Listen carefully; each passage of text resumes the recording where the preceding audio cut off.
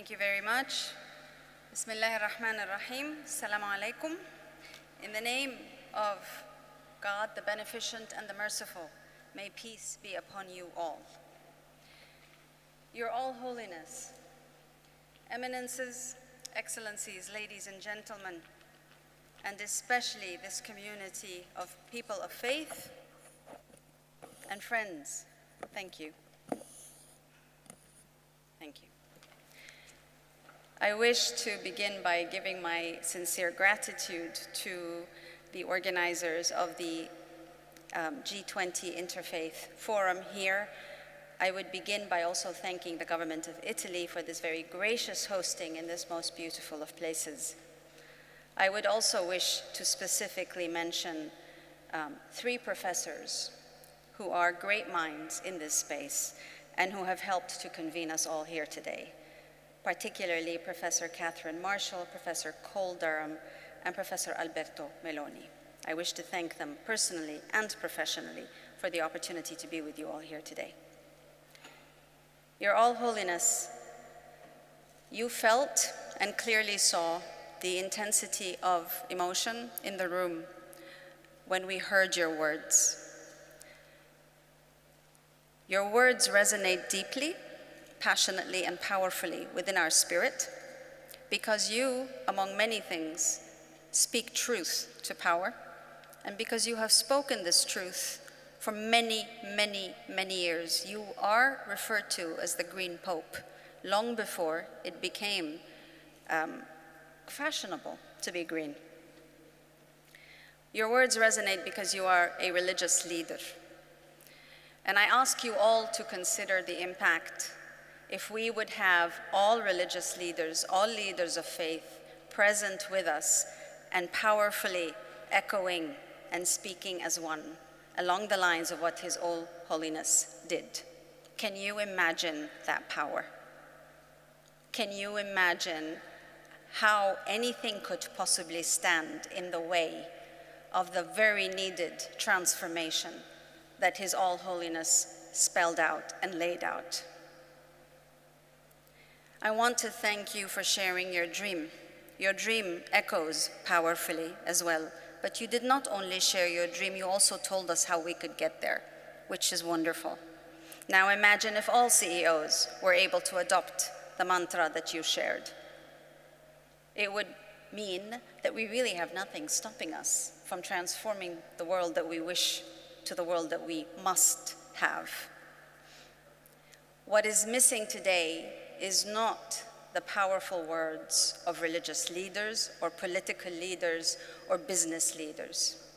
We have at our disposal, almost in every corner of the world, those agents of transformation, spiritual, political, economic, cultural, and financial. We have today the agents of transformation, the young people who are not just the stewards of tomorrow, but very much the caretakers of today. We do not lack for resources, ladies and gentlemen. What we lack is the commitment to work together to see each other as equals. What we lack is the opportunity to see through the identity of a religion or a gender or a culture or a nation and to be able to actually see each other in each other's eyes and to see each other as equal in the eyes of the divine. That is what we lack. We have institutions today in every single sphere of life with a remarkable legacy, remarkable history, and remarkable spokespersons. We also have institutions today who are struggling for their basic legitimacy because we have lost faith in so many of our institutions. What can we do to counter the loss of faith in our institutions, which is intimately connected to the loss of hope in being able to regenerate, to honor this very planet that we live on? I serve one such institution called Religions for Peace. If you'll allow me just to do something slightly different, would any of you who have heard of Religions for Peace please raise your hands? Not bad. God is good. Thank you. I therefore will not elaborate much about Religions for Peace. I will share with you that this is an organization that brings together all faiths, leaders and representatives, young and older, male and female, and enables them and serves them to speak and to act as one. After serving in the United Nations for nearly 2 decades, I understood that the main finger that always points towards the United Nations and to many of our multilateral institutions is the finger that says you do not coordinate, you do not serve as one, you do not deliver as one. There are so many of you. Now imagine if we were to hold that same measure of accountability to our political institutions, but even more to our religious institutions. Why Religions for Peace matters is not because of its 50-year legacy of trying to serve the mandate of bringing the faith communities together as one. But why it matters is because today we need it more than ever. And because today the institutional legitimacy that is being undermined through our lack of service is also a crisis that is manifested in the lack of our ability to stand together to serve our planet.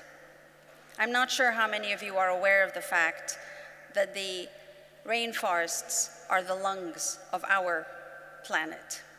Let me repeat that. The rainforests are the lungs of our planet. Saving the rainforests from utter devastation and decimation, therefore, is a matter of being able to live, to breathe healthily. It is not and need not and cannot be a luxury. It is an absolute basic necessity of survival on this planet. Religions for Peace has committed, thanks to the stewardship of His All-Holiness and Metropolitan Emmanuel and many representatives of their religious institutions around the world, Religions for Peace has been committed to the Interfaith Rainforest Initiative, which it launched in 2019. The understanding is that even though the rainforests today, the bulk of the rainforests today exist in only 5 nations in our world, those 5 nations carry the bulk of the lungs of our planet. And the understanding is that no political institution today can deliver on its own. No business institution or even no conglomerate of business institutions today can deliver on its own. And no religious institution today can deliver on its own, even were all the different factions within to come together. So therefore, just as it is absolutely critical for us to work together to save our rainforests, it is critical for us to work together, full stop. I have examples here from the Interfaith Rainforest Initiative from countries like Colombia and Peru, DRC, and many others. But rather than tell you the examples which are easily available, I want to share one thing very much with you, and please bear with me. And I promise, Ms. Kitanovic, that this will be the conclusion. Of course, I stand in front of you as the servant of Religions for Peace, the United Nations of Religious Institutions. But more than anything, I also stand in front of you as a woman, as an Arab, as an Egyptian, as a Muslim, not necessarily in that order. And that is only part of my identities. I notice that this voice has not exactly been ringing in this forum so far.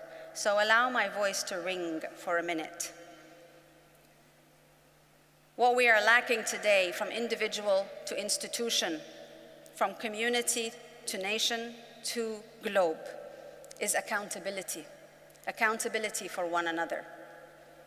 It isn't about representation, and it should not be about representation. I do not represent all women, I do not represent all Muslims, I do not represent all Egyptians, and I do not represent all Arabs, even though I am one of them. What we are lacking is an ability to work together in spite of our differences. What we are lacking is an accountability to the divine truth that mandates us to serve one another, regardless of the color of our skin, or the gender or nationality or ethnicity that we carry, and certainly regardless of the religion. I leave you with a plea to understand that as you found powerful the words of one religious leader and one businessman, please find powerful and understand that it is up to you to ensure that all religious leaders, all businessmen, and all peoples can serve one another. Our ability to champion the rights and the dignity of one another depend not on ourselves, they depend on all of us serving all of us at the same time. As I hold our religious leaders accountable, I understand how important it is to go to the COP with a message for the governments and for the multilateral entities and organizations. But let us not forget that the first message is owed to those who were the first responders in every single social sector and humanitarian crisis, i.e., the religious institutions. Our religious institutions, ladies and gentlemen, long predate all the governments of this world, and they will long outlive all the governments of this world. As we hold our governments accountable, which we must, as we hold the multilateral institutions accountable, which we must, let us also hold our religious leaders and our religious institutions accountable to serving all, at all times. That is how we will leave no one behind. That is the key to saving our planet. Thank you.